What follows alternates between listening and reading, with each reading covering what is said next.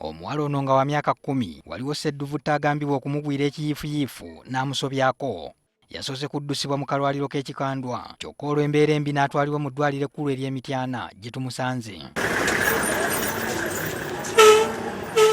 Omuwala ono okugwa ku kyokya yabadde agenze kusenya nku ku ttale ne banne abalala 2 gye baasanze omusajja kaggwa ensonyi eyababuzaabuzizza. Ono afunyeemu olungubanguba olutunyumiza ebyabaddewo. Omusajja yatuyise ne tuli bantu 3 n'atugamba mpuna mugye musombedeko ku matooke.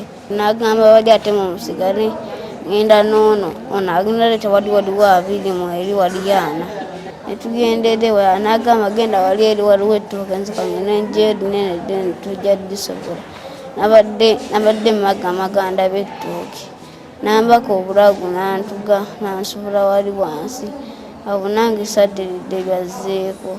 Matiya Kyambadde nga ekitaawo w'omwana ono amawulire gafunidde ku baana abalala abakomyewo eka nga bawejjawejja ne bamutegeeza nga babalese mukulu waabwe ng'alaajana. Bangamba awaka taata mwana Sandwa naye ali eri mu nsiko akaaba ne tudduka nnyo tutuuka mu nsiko ne tusanga omwana waffe nga bamukoze ki omusajja bamukutte bamukoze atya kubanga amugize nnyo n'ebinda bifuddewo gundi. Mu ddwaliro ly'Emityana abasawo bakakasizza nti ddala omwana ono yakwatiddwa era n'asobezebwako mu ngeri etiisa.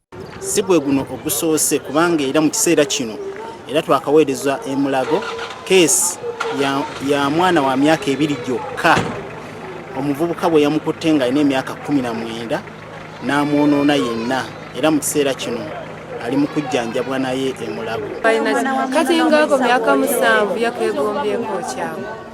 Saana kubonerezebwa naye akirozeeko.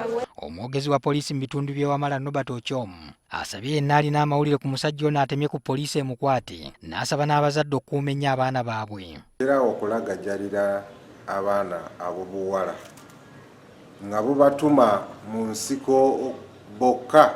Oluvannyuma lw'abasawo mu ddwaliro ly'Emityana okukolako kye basobodde basazeewo omwana ono okumwongerayo e Mulago olw'embeera embi gy'alimu. Naye era agenze intestines bazitadde buteesi mu biveera okusobola okubiwanirira okugenda e Mulago.